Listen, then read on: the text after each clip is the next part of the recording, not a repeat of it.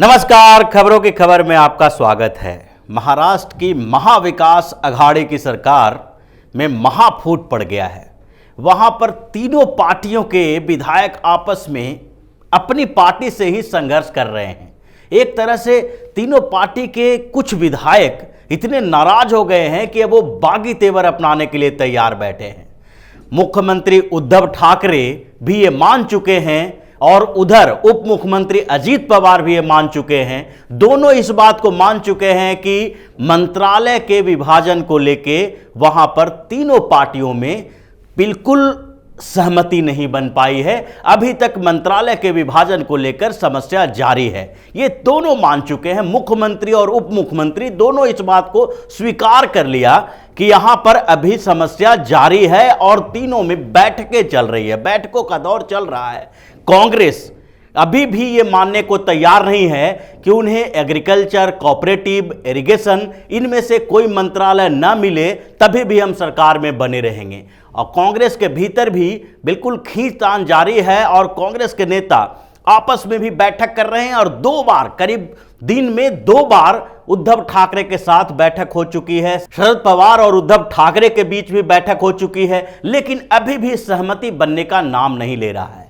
NCP अपनी बात पर अड़ी हुई है। उसे लगता है कि हमारे पास अगर महत्वपूर्ण विभाग, मंत्रालय नहीं रहेगा तो फिर हम सरकार में आने का हमें फायदा क्या मिलेगा। कांग्रेस इस बात से नाराज है कि उसे सरकार में शामिल तो कर लिया गया है, लेकिन मंत्रालय के नाम पर बिल्कुल झुंझुना थमा के रख दिया गया है। इसके कारण स्टेट लीडरशिप भी और केंद्रीय नेतृत्व भी दोनों तरह से दबाव बनाया जा रहा है कि अगर सरकार में रहना है तो किसी न किसी तरह से हमें अच्छे मंत्रालय पर कब्जा करना होगा, अच्छे मंत्रालय हमें चाहिए।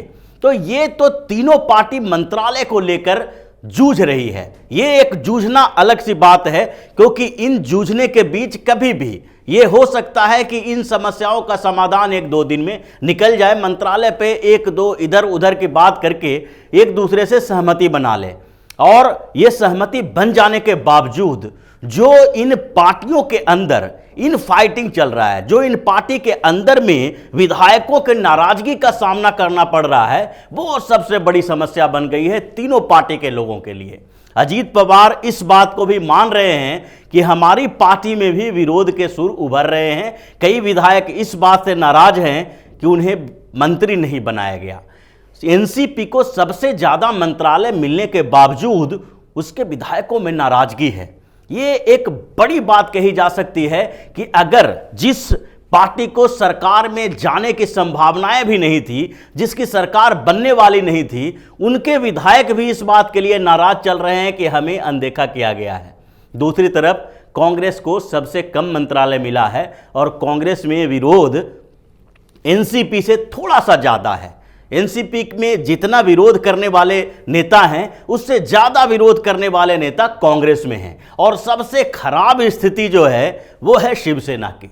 शिवसेना के विधायकों में सबसे ज्यादा असंतोष है, क्योंकि शिवसेना पिछली बार भी सरकार में थी और सरकार में उनकी भागीदारी इस बार से ज्यादा थी। उस समय भाजपा और शिवसेना की सरकार थी, तो भाजपा और शिवसेना के सरकार में शिवसेना के ज्यादा मंत्री बनाए गए थे। इस बीच जो मंत्रालय मिला है उसमें से 2-3 इनके निर्दलीय सहयोगियों को दे दिया गया है।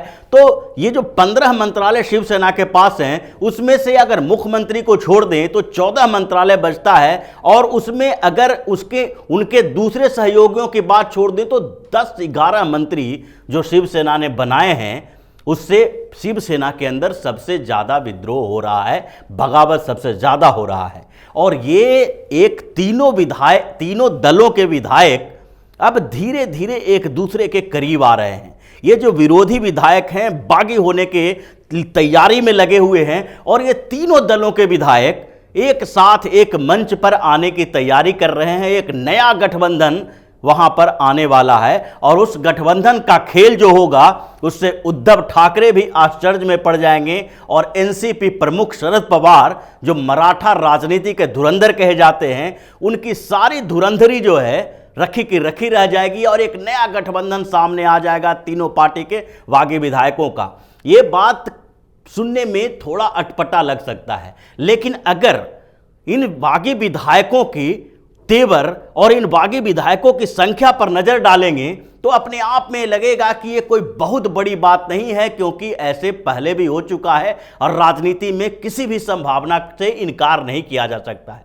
अगर पहले शिवसेना की बात करते हैं, शिवसेना के मंत्री बनाए गए, मंत्रिमंडल का विस्तार हो चुका है और मंत्रिमंडल के विस्तार होने के बावजूद अभी तक मंत्री पद किसी को नहीं मिला, यानी पोर्टफोलियो किसी को मिला नहीं है अभी, और इसके लिए रस्साकसी चल रही है। लेकिन जो विधायक नाराज हैं वो इस बात से नाराज नहीं है कि उन्हें पोर्टफोलियो मिला कि नहीं, वो इस बात से नाराज हैं कि उन्हें लाल बत्ती की गाड़ी नहीं मिलेगी, यानी कि वो मंत्री नहीं बन पाएंगे। और न मंत्री बनने के लिए जो नाराजगी दिखाई पड़ रही है उसमें शिवसेना में सबसे ज़्यादा नाराजगी है। और उनके विधायकों को अगर जो सूची है विधायकों की, नाराज विधायकों की, उस पर एक नज़र डालें तो आपको पता चल जाएगा कि हो सकता है कि शिवसेना के बागी विधायक कभी भी टूटकर अलग गठबंधन बना लें, अलग फ्रंट बना लें, अलग पार्टी भी बना लें और किसी और के साथ चले जाएं। किसी और के साथ चले जाने का मतलब स्पष्ट रूप से कहने की जरूरत नहीं है, और वहां पर कभी भी सरकार में फेरबदल हो सकता है। शिवसेना के सबसे पहले नाराजगी दिखाने वाले विधायकों में थे संजय राउत के भाई सुनील राउत। सुनील राउत संजय राउत के भाई हैं और संजय राउत की बड़ी भूमिका रही थी शिवसेना प्रमुख उद्धव ठाकरे को मुख्यमंत्री बनाने में, क्योंकि उन्होंने हर दिन मीडिया में बयान दिया कि शिवसेना बिना मुख्यमंत्री के भाजपा के साथ नहीं रहेगी, और इसको लेकर शिवसेना की किरकिरी भी हुई।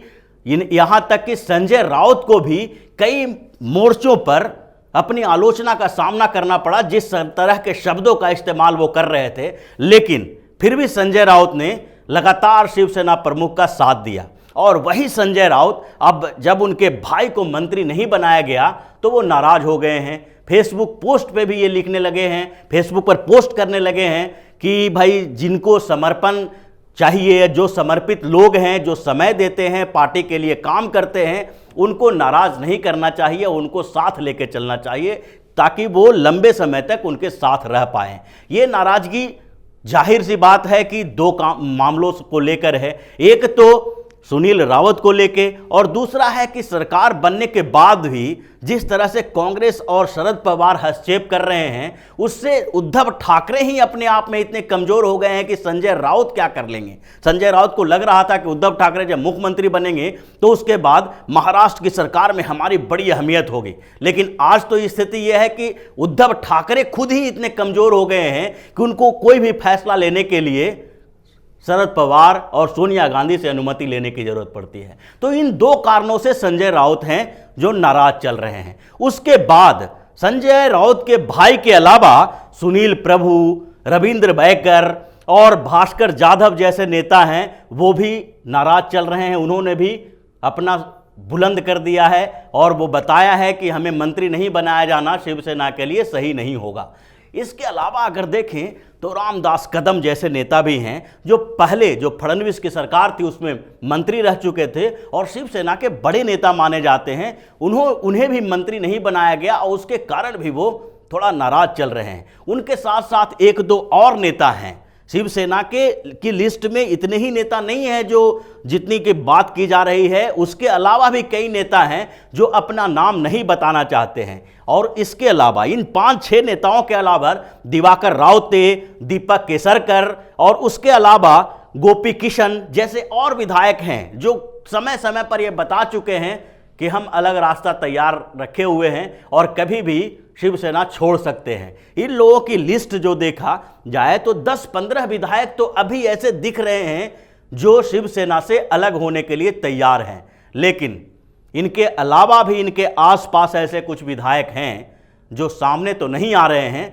लेकिन जब शिवसेना के ये बागी विधायक अलग होंगे तो ये भी उनके साथ जाने के लिए तैयार होंगे। इसके अलावा कांग्रेस की बात करें तो कांग्रेस में तो बड़े बड़े नेता हैं। पृथ्वीराज चौहान को मंत्री नहीं बनाया गया और पृथ्वीराज चौहान इस बात से काफ़ी नाराज हैं। उसके अलावा पृथ्वीराज चौहान के अलावा सुशील कुमार शिंदे की बेटी है परिणीति शिंदे, उनके समर्थक भी काफ़ी हो हल्ला मचा रहे हैं। सुशील कुमार शिंदे कांग्रेस के कोई छोटे मोटे नेता नहीं हैं, महाराष्ट्र के मुख्यमंत्री रह चुके हैं, केंद्रीय मंत्री रह चुके हैं और महाराष्ट्र में उनकी एक बड़ी पकड़ है। और उनकी बेटी को, परिणीति शिंदे को मंत्री नहीं बनाया गया। इसको लेके परिणीति शिंदे के समर्थक काफी नाराज थे, हंगामा कर रहे थे और परिणीति शिंदे चुपचाप बैठ के देख रही थी। तो ये स्थिति, दोनों के अलावा भी कुछ और नेता जो हैं कांग्रेस के, वो बार बार इस बात के लिए कह रहे हैं कि उनको मंत्री बनाया जाना चाहिए। एक संग्राम थोपटे साहब हैं, उन्होंने भी पुणे में हंगामा खड़ा कर दिया था, उनके समर्थक भी तोड़फोड़ मचा दिए थे। तो ये स्थिति सारी पार्टियों में है। तीनों पार्टियों के जो बागी विधायक हैं वो एक अलग गठबंधन बनाने की तैयारी में लगे हुए हैं। उनको लगने लगा है कि जब सरकार में शामिल होने के लिए, मंत्री पद के लिए ही अगर गठबंधन बनाया जा सकता है तो फिर हम क्यों नहीं बना सकते। क्योंकि अगर देखा जाए तो ये जो सरकार बनी है वो अपने आप में विचारधाराओं से अलग होके, बिल्कुल एनसीपी और कांग्रेस ने शिवसेना का साथ लिया और शिवसेना का साथ दिया, ये दोनों बिल्कुल अपोजिट विचारधारा की पार्टियां हैं और ये दोनों सिर्फ सत्ता पर पहुंचने के लिए, कुर्सी पाने के लिए एक साथ आई है। तो ये विधायक भी अब सोचने लगे हैं कि जब सरकार ही बनानी है, सत्ता में ही आना है और मंत्री ही बनना है, तो क्यों ना अलग से एक व्यवस्था की जाए ताकि इन बड़े बड़े नेताओं को, जो अपने फायदे के लिए हम लोगों का इस्तेमाल करते हैं, यानी विधायकों का इस्तेमाल करते हैं, उनको भी एक सबक मिल सके। तो ये पूरा जो व्यवस्था है वहां की, महाराष्ट्र की, ये चरमरा गई है और कभी भी एक नए गठबंधन सामने आ सकती है और इस गठबंधन के साथ एक नई सरकार भी सामने आ सकती है। नई सरकार से मतलब है कि अब वहां के इन तीनों के अलावा जो पार्टी सरकार बनाने की काबिलियत रखती है वह है भारतीय जनता पार्टी।